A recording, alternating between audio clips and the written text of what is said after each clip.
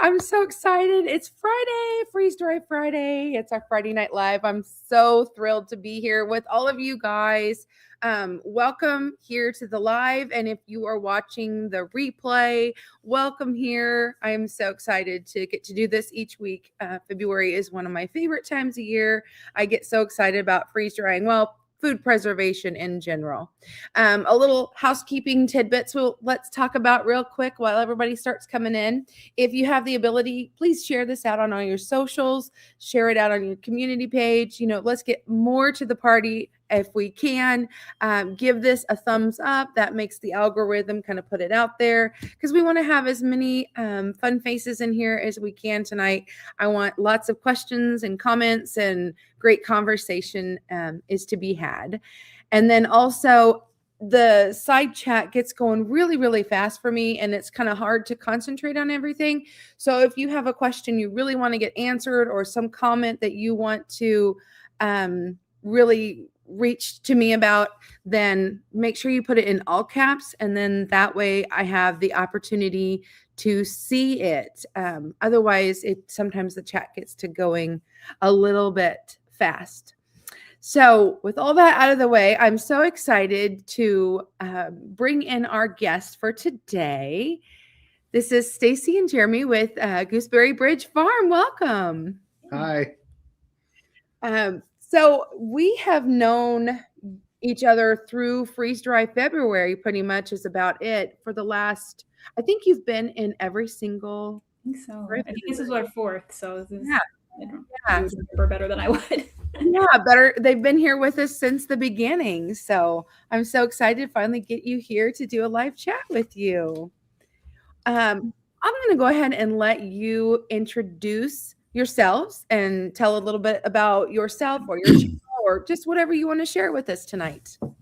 You can go. Okay. Well, so I'm Jeremy. This is Stacy. We own Gooseberry Bridge Farm in Rogersville, Missouri. So we're in Southwest Missouri, just outside of Springfield. We've had this farm for about 10 years, and we've been preserving food since we got married 21 years ago. Congratulations. So thank you. Yeah. It's like, yes, is that right? That's right. Yes. Right. Well, 20 was just the other day, so now it's 21. So anyway, we started out with a small garden in our first house, and we always tried to put up a little salsa or tomato sauce. And over the years, as we've matured, we've grown more food. Our gardens have gotten bigger. Our family's gotten bigger. We have 6 kids now. Our garden has gotten a lot bigger. We're at about 4,000 square feet on our garden. We built a big pantry back in, is it 2020? Yes, it was. We converted an old dining room into a pantry. So that kind of got us on the radar of some Instagram notoriety. We've got a decent number of Instagram followers who seem to really like the pantry. That's the same year that we got, I guess early 2021 is when we got our first freeze dryer. Mm-hmm. And, that was a game changer, as we talked about in our video earlier this week. So much to the point that a couple of years ago, we got a second freeze dryer because that large just wasn't keeping up with our needs in harvest time.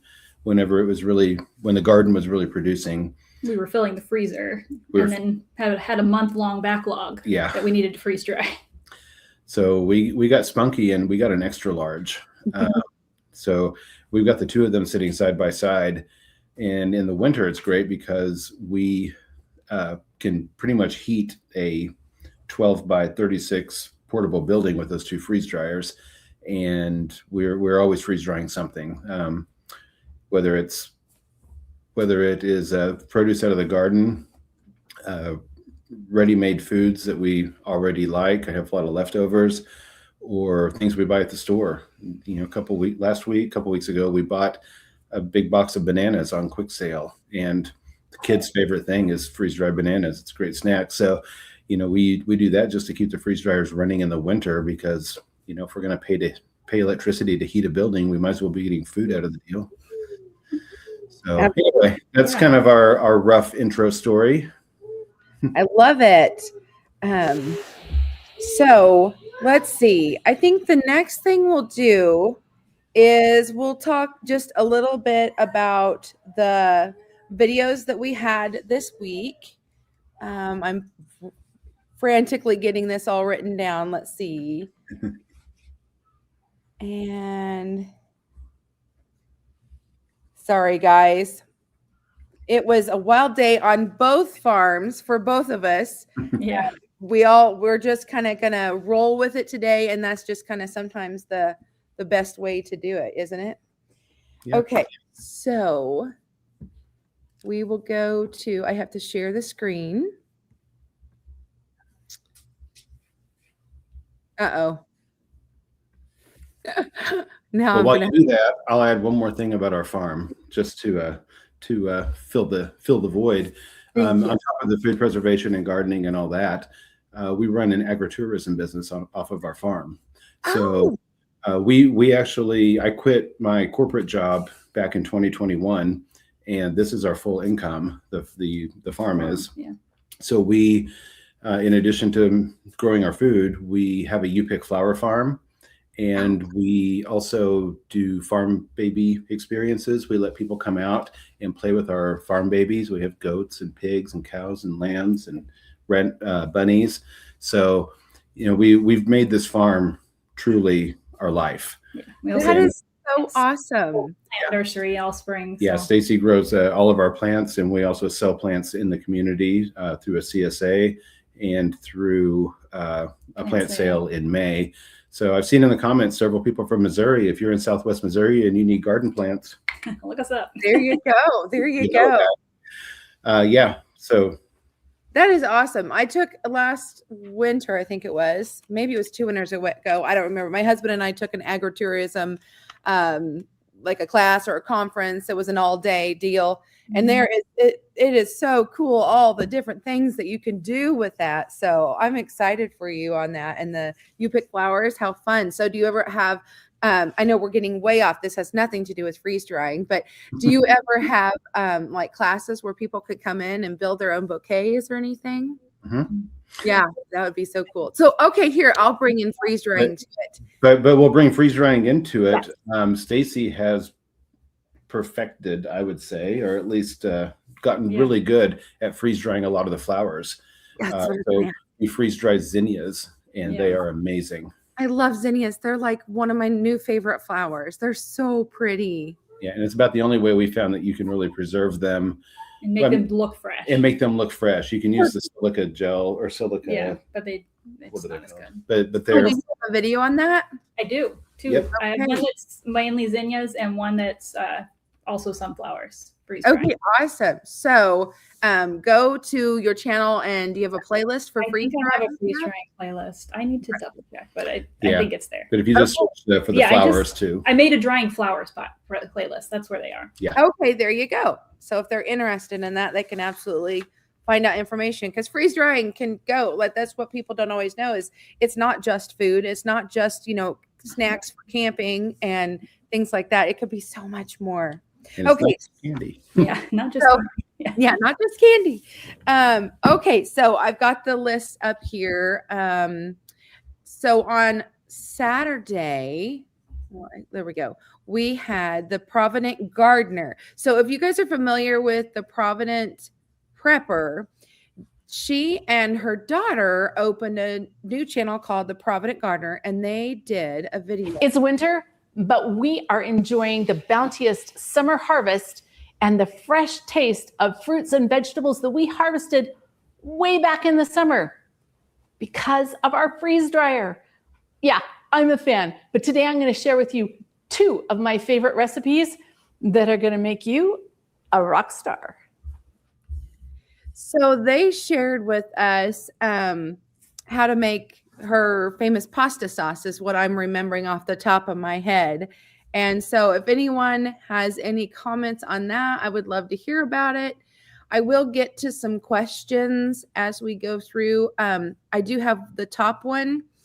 So you guys can answer along with me when I pop these questions up. Does any products need to be blanched or treated?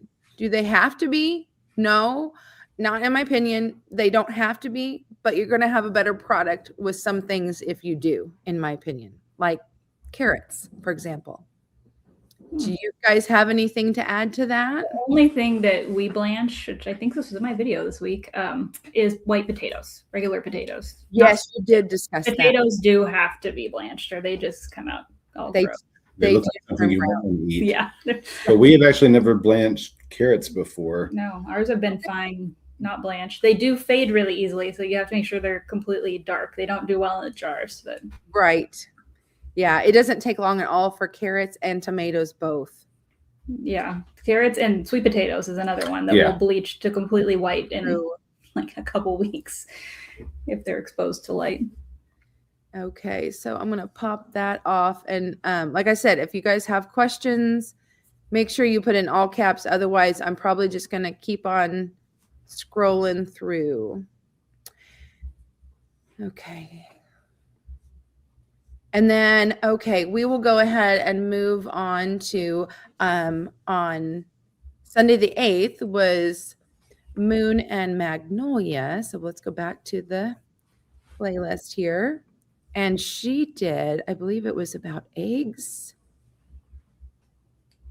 Or maybe it was, freeze-dried eggs. Oh no, I don't see it on the playlist. So I need to double check. Sometimes my fingers get really fast and I accidentally, when I add people to the playlist, I accidentally take them back off. So this is a good check for me. So I need to go back and make sure I get that added to the playlist. But she talked all about freeze drying eggs and different ways she used them. And I thought that was really good because eggs are one of those ones where it's like, you don't always know what to do with them and if they're going to taste quite the same. And I don't know if you guys have freeze-dried eggs much, but I've loved having freeze-dried eggs. We have, it hasn't been something that we've done a lot of. When we first got the freeze dryer, we freeze-dried a lot of eggs. And we had a lot that kind of went bad on us. It wasn't the best experience, but we've actually started water glassing eggs for preservation. And I know the topic here is freeze drying, but one of the things that we fervently believe in is freeze drying is just one way of preserving your food. It's just one tool in your toolbox. There are many ways to preserve most foods. Freeze drying is one for many of them, but some that I don't prefer. We water glass the eggs, and the biggest way we consume eggs is scrambled eggs. We can go through 12.5 eggs every day, just scrambled eggs for breakfast, and water glassed eggs are fantastic for that. And I have not water glassed eggs. That is one thing I haven't done, but I've always told people I think each particular preservation method has its own purpose. Like I still have a huge dehydrator. I do lots of canning. I do lots of freezing. It's not just always one thing. There are some things I do prefer, like my eggs and my milk and things like that. I do like freeze dried because dehydrating was not something I enjoyed doing them with. But like I said, I've never water glassed. That's something that someday I might have to try because I've been very intrigued by it. So, okay. Yeah. It's one of those things that it's a little, I don't know what the word is. It's a little scary the first time. It just seems so weird, but overall, if an egg goes bad, it. Then I saw somebody mention in the comments that they're worried about the safety of water glassing eggs. It's a thing, but if they're not broken and they're clean, and if they go bad, you can tell the whole jar will go bad. And you break one open and you can tell by looking at it. This, I'm not eating that. If it looks good, it's good. So then does your whole batch go bad? It can if you don't remove the bad egg fast enough. Yeah, I've heard that. You can see it happening. So, you can take it out and use the rest. Just like your canned goods, you need to be checking for seals. You need to be, So if you're really careful what eggs you water glass. So if your eggs are always dirty, it's not going to work. They have to be like perfectly clean coming out of the chicken. So it's heard that too, that in the spring when it's really muddy, don't necessarily, want to do those. Wait until it's, a drier, cleaner time. Yep. So then, let's see. On the 9th, we had the Home in Homestead doing eggnog. Well, now my internet's not going to work. So she shows us different ways of how she freeze dries. Some freeze drying. We're going to freeze dry some eggnog. Now, eggnog is a wonderful beverage to enjoy during the holiday season and during the cooler winter months. But when you freeze dry it and create a powder, then you can enjoy this wonderful eggnog flavor throughout the year. You can add it to beverages and milkshakes, sprinkle it over ice cream, or maybe add it to some baked goods or whipped cream to give that wonderful eggnog flavor. So when she told me what she was going to be making for this, I was like, oh, that was what I was wanting to do. And I came home and my son had drank all the eggnog.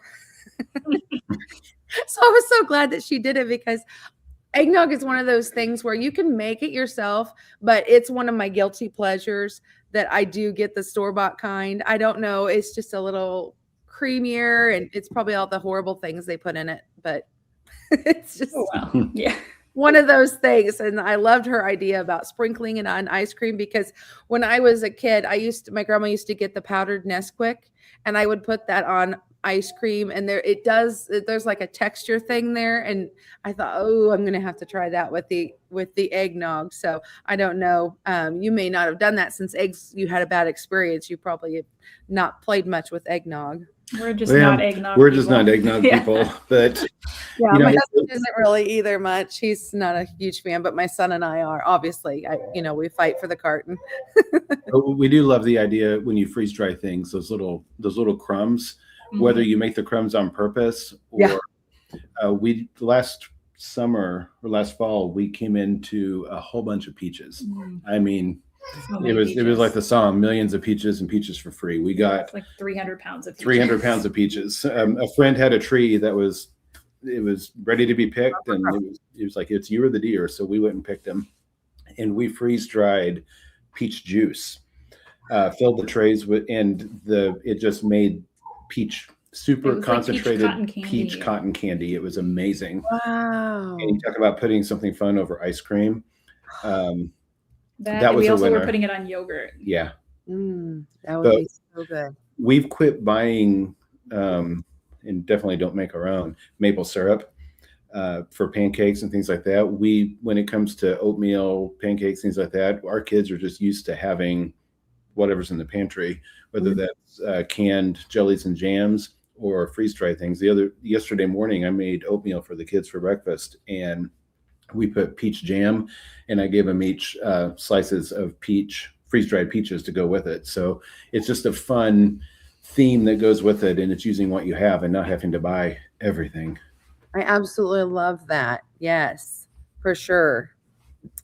Okay, so then on the 10th, we had Bucket List Homestead, and let's see. At the end of this collaboration, so you don't want to. Okay. You can win your very own freeze dryer during this collaboration, and I hope. Okay, well, I didn't catch her video at the right thing, but what she did was, what did she make? Changed my pantry, freeze dry February. I feel like she made sauces. Was it a pizza sauce, I think, and then ranch. And the pizza sauce, I kind of knew where she was going with that, but why have I never thought to make my own ranch powdered dressing from my freeze dried stuff? Because I freeze dry my milk, especially my goat's milk, because we don't go through it as much, and you try to preserve it.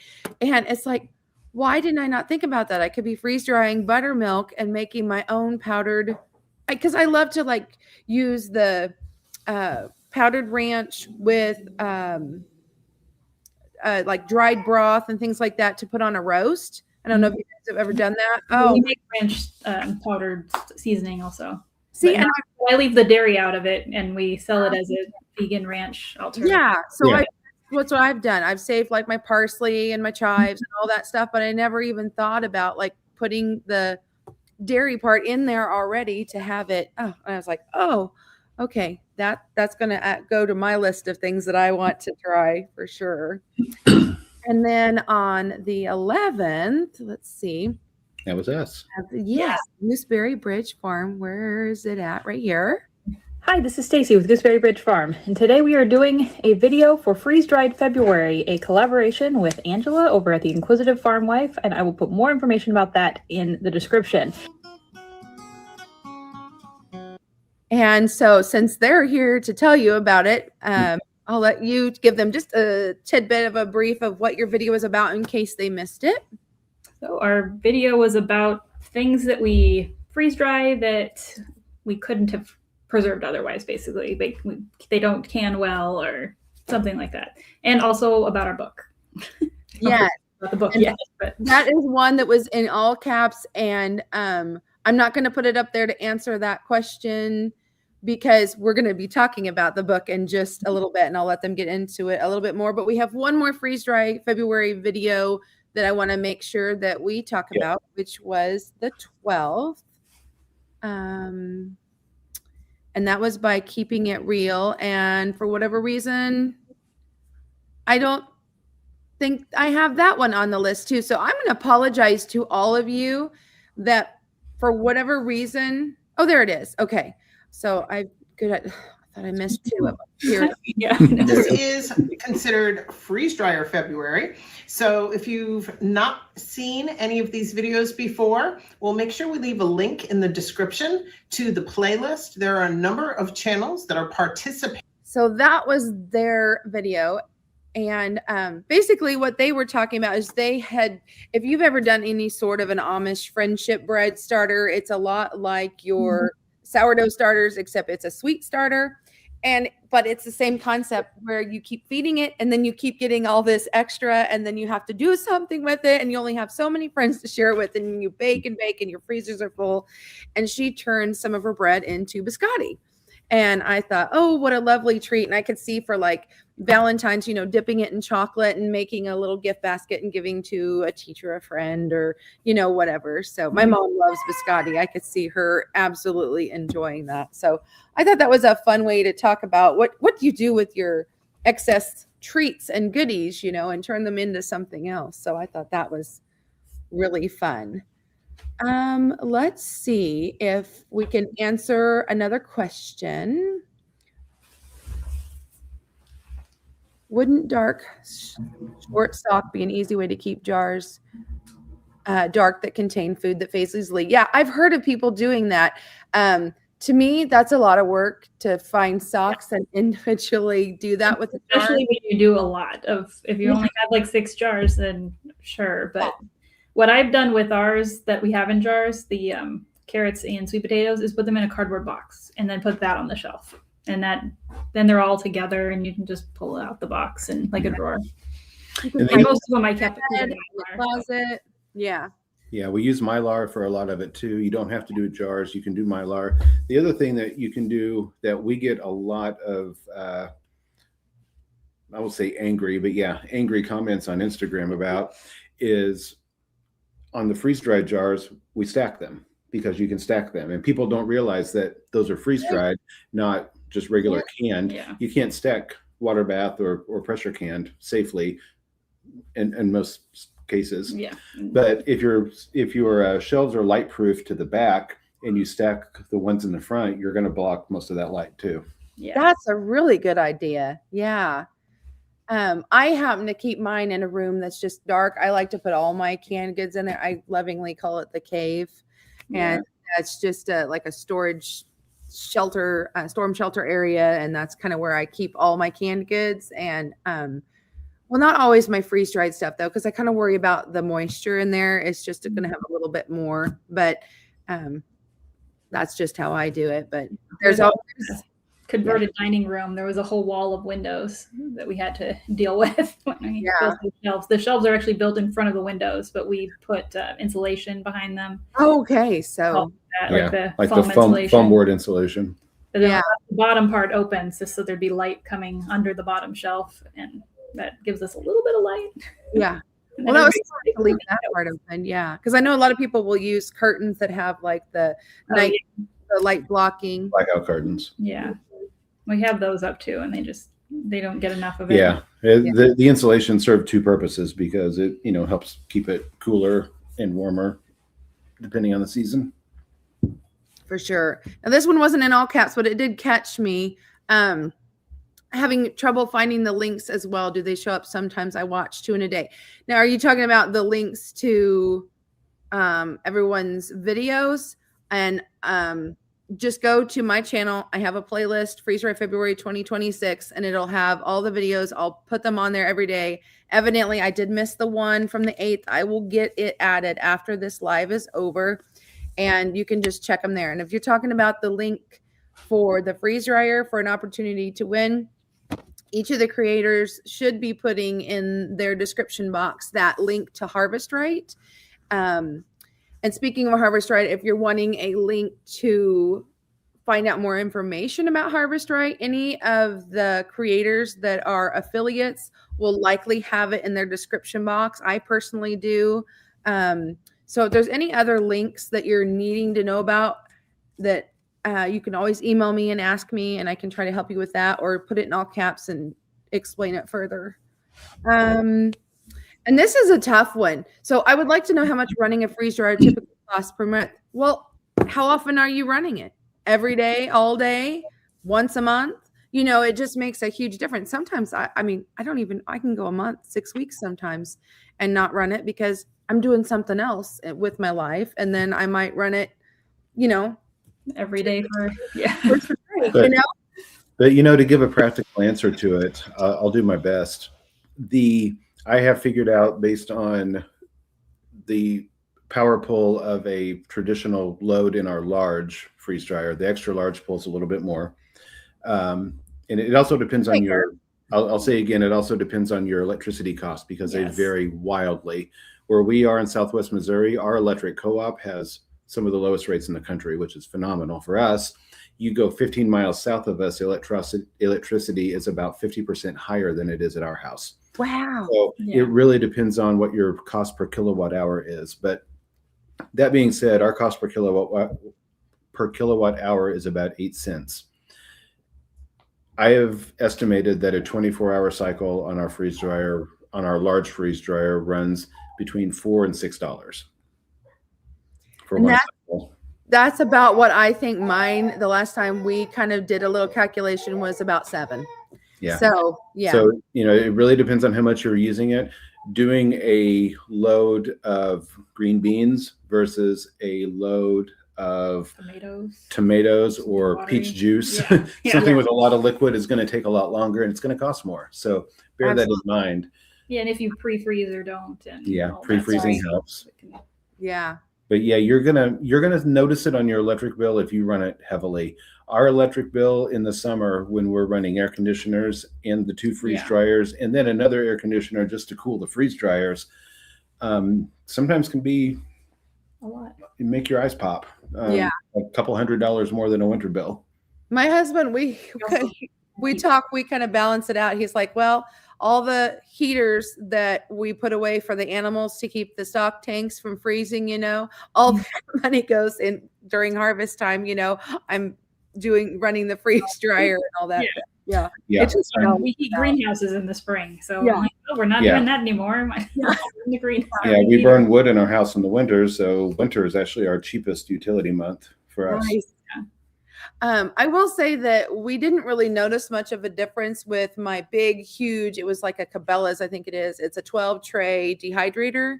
Mm-hmm. It doesn't do any different than the freeze dryer did, but mine's the older 4 tray medium. And like you said, it's going to make a difference on which size you have too, I think. Absolutely. Yeah. Oh, Michelle, thank you. And I did somewhere star their channel. I don't know, Michelle, if you know how to, or this might be JJ, put it at the top of the page. I don't know if you have access to do that or not, but that would be awesome. Okay, while I scroll for some more comments, how about you tell us, okay, we'll come back to this. How about you tell us about your book? Oh, okay. So, sorry, shift gears. I'm shifting slow today. Well, I'm kind of all over the place. I'm sorry. No, it's all right. You have a good So we, as I mentioned earlier, we feel pretty strongly that preserving food is important for people to do, whether that's canning, dehydrating, fermenting, freezing, freeze drying. There's all different methods. It's one of those skills. I'm pausing because I know I'm talking to kind of our tribe here. Everybody that's in here already feels this way. Normally, when we're talking to people about this, it's people that have never done it before, who are scared of it, who it's a foreign concept to. So it's a little different with this group. Yay.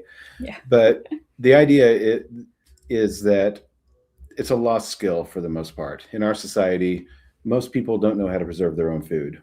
We're a couple of generations separated from people actually being responsible for making their own food. And that's a scary thing. 2020 taught us all that, the grocery store can run out, that the supply chain in most cities has enough food for between 3 and 7 days, from what we're told. So if you don't have enough food in your pantry, you could have a problem inside of a week. And we decided, we got actually approached by a publisher to write a book, and we decided it was a great idea. Yeah. And we wrote this book not only about food preservation and not only about gardening, but it's really about how to garden with the intent of food preservation. So the idea would be that you figure out what your family needs, what you want, what you like to eat, and then you back in not only to how to preserve it, but how to grow it yourself, how to plan the garden, how to grow the garden, how to take those yields and get them preserved in the way that makes the most sense, not only for the produce, but for your family and the way you eat. As we've already taught, you do something different than I do it. That's okay. There are different ways to do everything. A lot of people love the example we use. I like pressure canned green beans, like the mushy ones, because I grew up on them. My grandma made them like that. She can't stand them. She doesn't like the mushy. We freeze dry green beans and we pressure can green beans. Yep. The freeze dried ones we rehydrate, put them in a stir fry. Not a fan, but she is. So, even in our family, we use different preservation methods on the same food. So I love that example. Yes. The long and short of it is that we just really wanted to help educate and open people's eyes to the fact that you can grow your own food. It's not that hard. We try to help people with how to start, and for people who have already done it for a long time, give you some different options on how to do it, some new ideas maybe. Yeah. I think our Freeze Dried February video last year or the year before, we talked about freeze dried kimchi. Yeah, that was last year's. We grew a lot of Napa cabbage, made homemade kimchi, which is amazing if you haven't made it, and then freeze dried it. And then you've got these wonderful probiotic, spicy, tasty, zesty chips that you can eat. Well, and couldn't you, in theory, grind that and turn it into a seasoning too? Well, yeah, totally. Yeah, most definitely. Yeah, we also do that with lacto fermented pickles, and then freeze dry them, which are really salty. But if you're putting them on popcorn or baked potatoes or something as a seasoning, it's fabulous. And our herbs. Oh, go ahead. Oh, go ahead. Well, okay. Sorry. Well, no, and I do want to come back to your book because I want to touch back on that, but it reminded me when you said lacto fermented pickles, it wanted me to ask you a question, which leads me to what little tidbit I had for this week. I didn't have a big one because I knew I wanted to just really have a conversation with you guys about your book and everything. But I thought I had missed it last week, and so I would have shared it with everyone. But I took a class from the University of Georgia, Penn State Extension today. And so if you all want to see that webinar will go live in about a week, they said on their site, so you can see everything I saw. But I did ask some questions, and one of them was about pickles. And I said, I have heard that is unsafe to do, not unsafe, but it's not good for your pump. And depending on what pump you have to do pickles because of like the vinegar and stuff. Well, I got to thinking yours is lacto fermented versus the other pickles. And I wondered if you had any thoughts on, did you notice anything? Because I've heard that people had problems with the vinegar and maybe the salt in it doing something to their pump. but then they said science-wise they didn't see any reason why that would cause a problem. I've Any issues? not noticed issues, and we have done traditional dill pickles before. The biggest issue that we've had with doing traditional dill pickles is the taste. I mean, they're just so strong with the vinegar and the salt. It's a lot. You take all the water out of vinegar. It's almost inedible. They're so strong. Yeah. Well, if any of you want to check into that, it was great basics and beginner information, and that was just my tip for today. So now I want to get back into your book. So it came out in December, is that right, for sale, or is it still in publishing? Okay. Nope, it came out in December. So it's a full hardback picture book, lots of beautiful pictures in it. It's meant to be very educational. We have produce profiles on over 20 different types of produce, which types to grow that we found, like which type of a particular produce preserves best under which methods. So we talk about the different types of produce. We talk about 7 different methods of food preservation and cross-reference those with the different types of food. I'm so excited to get my hands on this book and see it. So where would I buy it? So you can get it a couple different ways. It's through a national publisher, so it's on all the big sites. We've also got it on our website. It's on gooseberrybridge.com, or we also have a direct link to it at thepreserversgarden.com, which is the name of the book, The Preserver's Garden.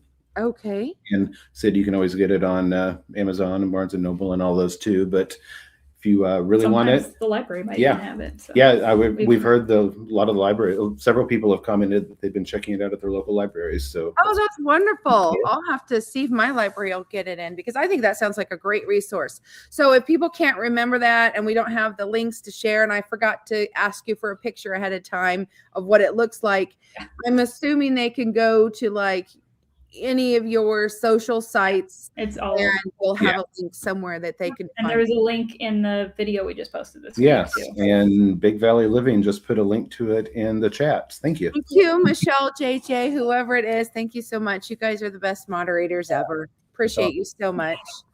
Somebody put a question that is pertinent to the pickles. They asked if freeze drying destroys the probiotics. That's a great question. I'll go ahead and let you answer it. I mean, and then I might add if we adjust the dry temp on the freeze dryer. So just lower that, and we put it down to 100 degrees, because why go over that? It still works. The heat is what kills our probiotics, not the freezing. Yeah. And that's what I was going to say too. I don't remember if I did 100 or if I got it down to 96. I don't remember what I did, but I did the same thing I would do in a dehydrator, the same concept. Yeah. Really? Yeah. Just turn it down. It'll be fine. And you want to do that with, I think there was a couple of different things. Oh, like your herbs and things? Herbs too. It'll make them change colors if you do them too hot. And even like the kimchi is another one. Those kimchi chips have the probiotics going on. And yogurt. If you freeze dry yogurt, you can turn that down. And we've done some sourdough starter also, and it does not work if you do it too hot, but if you turn down the temperature, it works. So. They want to see a funny one, they can go, and I have an old one. I don't know, it's on my playlist somewhere. I don't remember when I did it, but I was silly and I did not change the settings, and I fed my Amish starter and it exploded. Oh. It went everywhere. I was like, oh, what was I thinking? Why did I feed it sugar and then put it in there? Because sugar is kind of not always friendly with the freeze dryer. Yeah. Our horror story is a batch of sweet hot sauce. Sweet and spicy hot sauce. Ooh. It was delicious, but boy, it was a mess. It was such a mess everywhere. Too sugary. Yeah, it was too sugary. Oh dear. But it's really not that hard to clean though. I mean, soap and water. Yeah. And we just took it outside and used a hose. Yeah. the trays. I'm like, it's too much. Yeah, that's the nice thing about those. If you don't have a freeze dryer and you don't know, all the trays come out for easy cleaning, but also the whole mechanism or the whole shelf that the trays sit on, there's just a plug in the back. You take it outside, hose it down. You clean that barrel out and it just goes right down the drain. That's right. They are super easy to clean, which is comes in handy because you can have some dramatic messes. Yeah. We did pureed bananas once too, and that also exploded. Yeah, I've only done slices, so slices don't. If you try to mash it up like really ripe bananas, I was like, we'll make banana powder. No, we will not make banana powder that way. Yeah. Oh, okay. Thank you for that. It was a batch with half liver and half bananas. I put them together. The banana got all over the liver. So I'm like, and now we have liver dog treats. Yeah. What a flavor. So. Yeah. At least banana won't hurt your dogs. So, No, you know, like And Michelle, is that right? Big Valley Living. Yeah. And she put in there too. And it's a great, if you buy the book on our website, we have a field in there where you can tell us who you want it made out to, and we'll sign them. They come, if you buy them from us, they come autographed if you want it. You did mention that on your video. Yes. Yeah. Awesome. Saw her mention that in the content. But there's also one in there about how do you change the temperature on the freeze dryer? Well, you just go into your settings. So tomorrow will be I have a special Valentine's video I'm going to do for Freeze Dry February. And I do talk about the settings, and you'll do the same thing, except I went up, you'll go down. So it's just right there in the settings when you turn it on.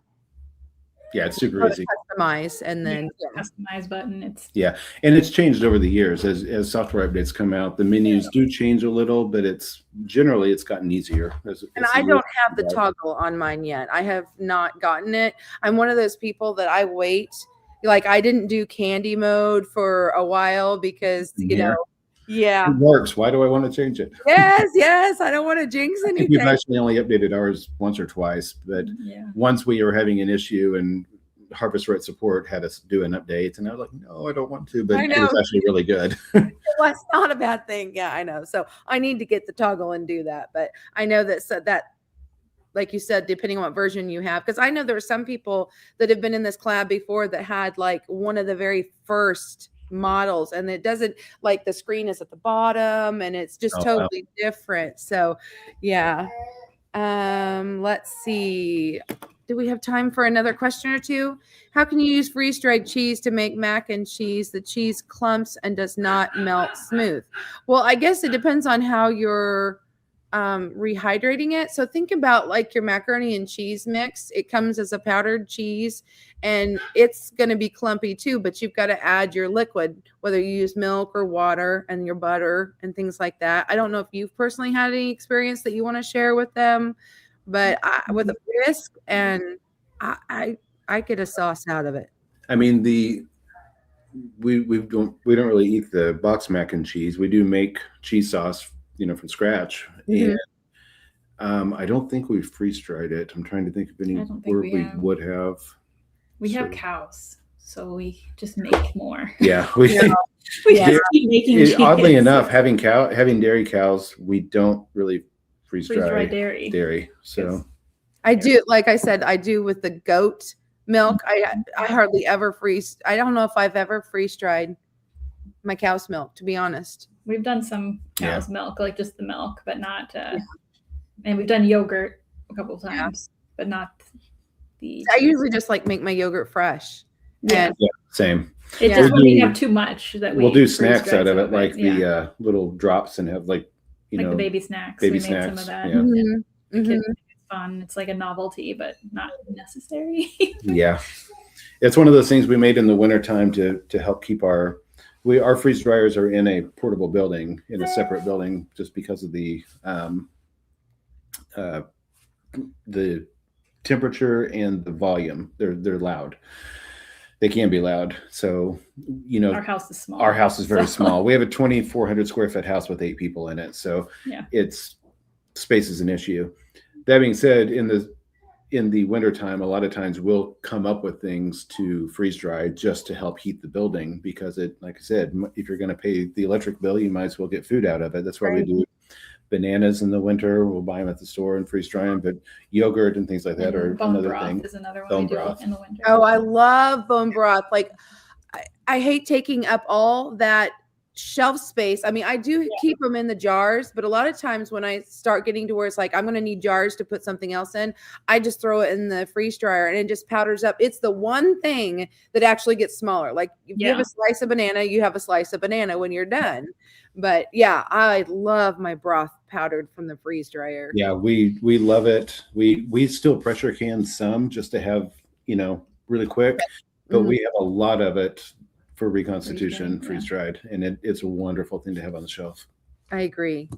Do you have any videos on freeze drying dairy? Because Kimberly's having troubles with hers blowing up. I've, knock on wood, never had that happen.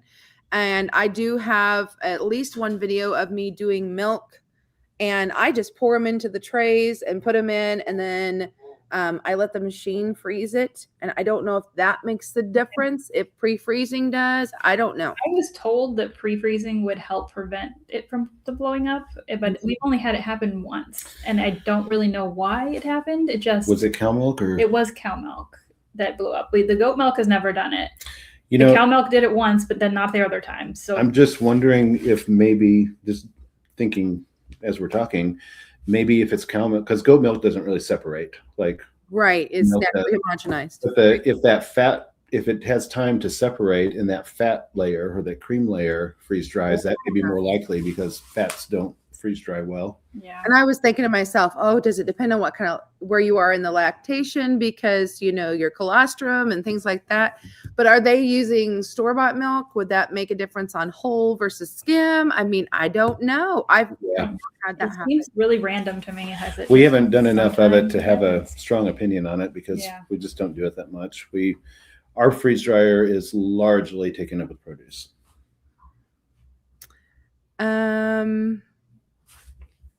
Well, I'm so glad, Steadfast Selections, that you're doing some food preservation. That's awesome. All organic. Any tips on how I can convince him to get a freeze dryer? Get a pros and cons list. Yeah. Yeah. Oh, Honestly, I always tell people that it's an investment. The first time you buy a freeze dryer, it's like, wow, that's a lot of money. But once you have one, you will never not have one. see, then that's what I've told some of my friends. They're like, I don't know if I can justify the space or the money or whatever. But I'm a kitchen gadget gal, and I'll admit it. I love my stuff. I love my canner. I love, all the things. But I have had a couple of times where my freeze dryer had some issues, and I thought, I cannot have that. I can't have my freeze dryer. I can't be without it. It's like a refrigerator. It's another appliance for me that I want to continue to have. But thankfully, I compare it to a refrigerator. Like, you wouldn't just not buy a new one if it broke, right? Or get it fixed or something. Like, thankfully, my husband has been able to help me through all the issues. And sometimes it's just a simple little update, or something like that can be fixed. There's a comment from Organic Mama Georgia, I assume, GA, talked about using pumpkin and winter squash puree in the mac and cheese and calling it hidden veggie mac and cheese.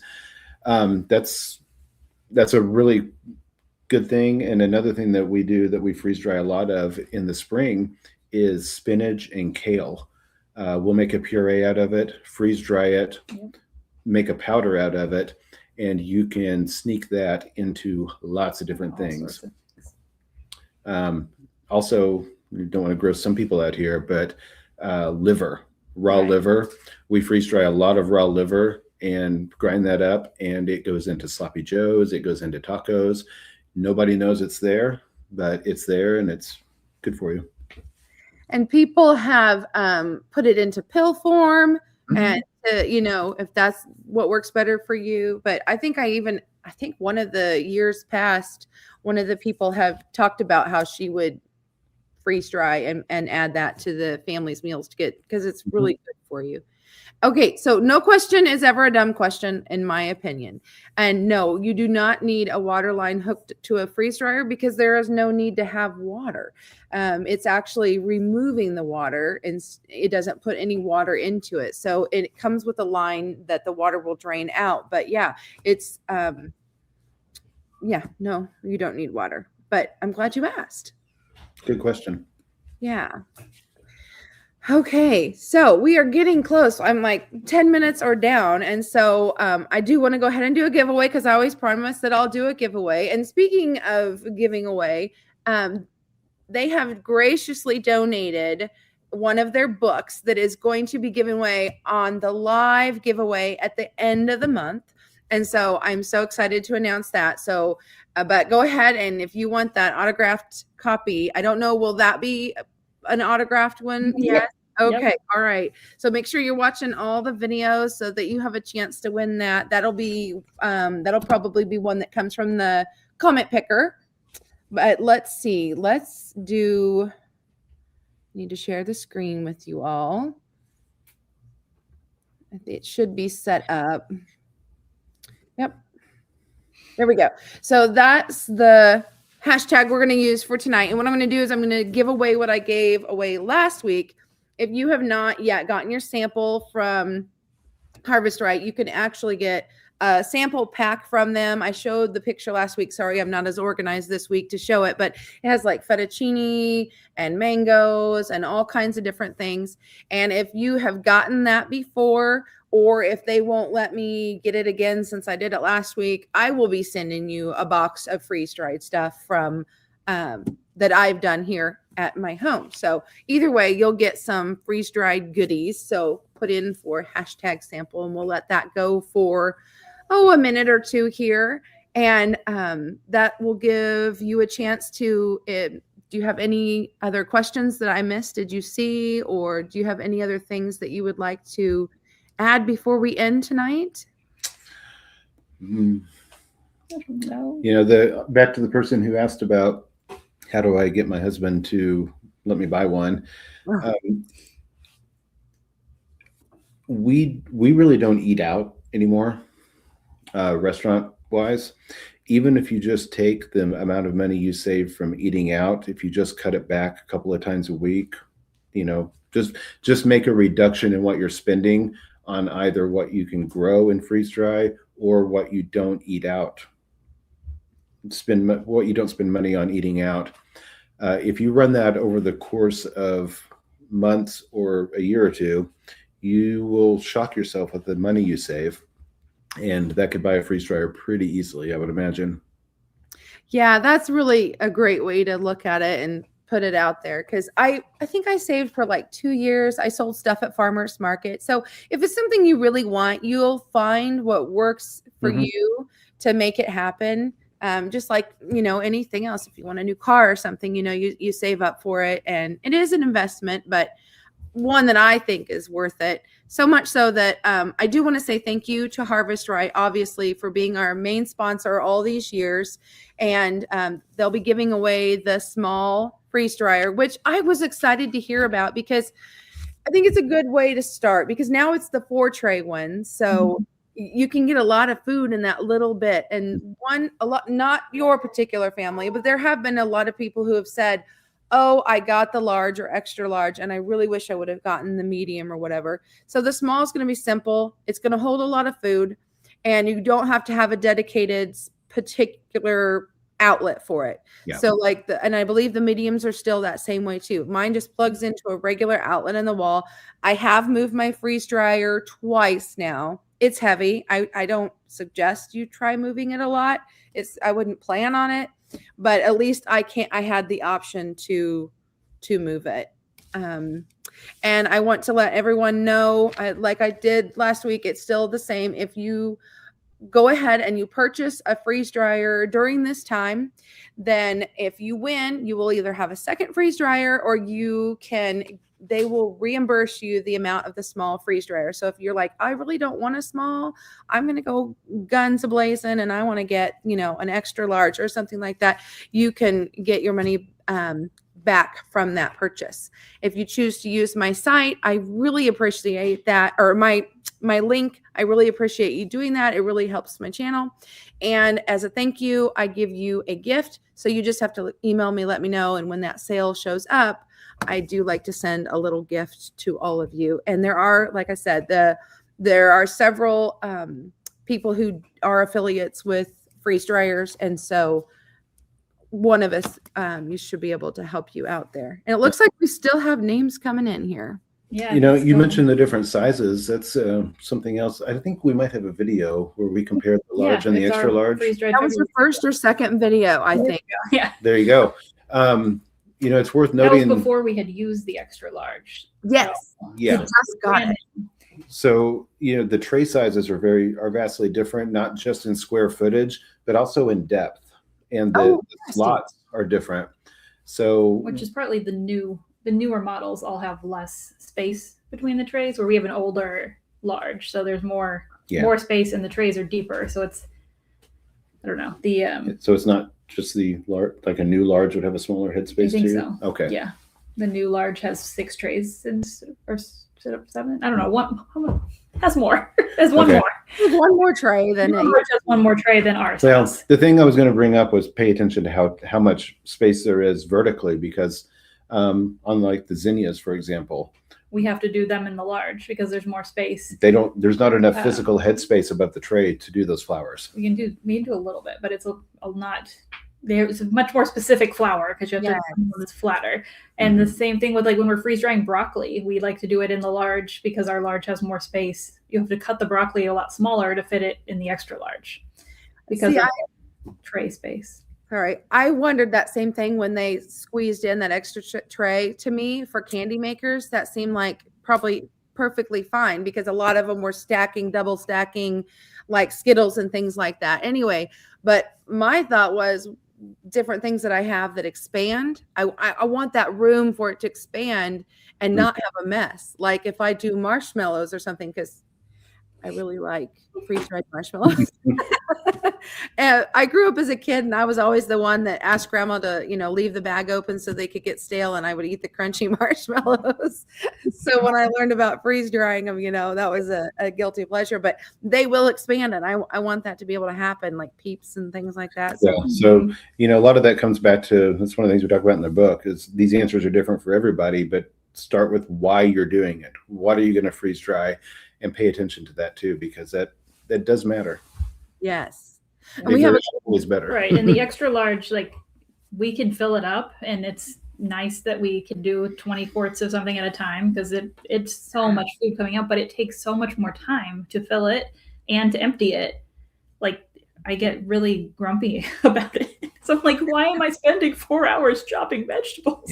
Yeah. Or filling up the large is like a fast thing that we can just do and throw it in there. And when we bought that box of bananas, a box of bananas is 40 pounds, and we did it all in slices, and we tried to fill both freeze dryers in it. We still had 4 trays. 4 empty trays in the extra large. Yeah, it almost all filled in the large. But we only filled up 2.5 trays in the extra large with it. Yeah. And then we had to find something else to freeze dry. And we're like, what are we looking around the house? What are we going to put in there with the bananas? Ended up doing limes, but You do. You start searching and trying to find ways to fill it because, it's going to do better. You don't want to leave empty trays. And if you do, I suggest that you alter them. So if you have 5, at least have 3 of those 5 trays. But I've always used all 4 trays, even if I have to spread my food out more. Right. I always try to do that. So I'm going to let you answer one more question because we've reached our 100 entries that I was hoping for. And you have the extra large. So they want to know if it needs a dedicated breaker circuit. Well, the quick answer is yes. Just like the large, it takes a dedicated 20 amp circuit. Yep. Okay, so let's go ahead and see who the winner is. And whoever's the winner, make sure you email me, theinquisitivefarmwife@gmail.com. I'll need your phone number and your email. So congratulations. I'm not going to try to say that because I'm not sure what that would be. But thank you again, guys, for coming here with me tonight. And we reached our hour. It went by so quickly. And thank you all for being here. Thank you for those of you watching the replay. We'll see you here next week at 6 p.m. with a new guest. And we'll have a new tip to talk about. Bye for now, friends. Bye. Bye.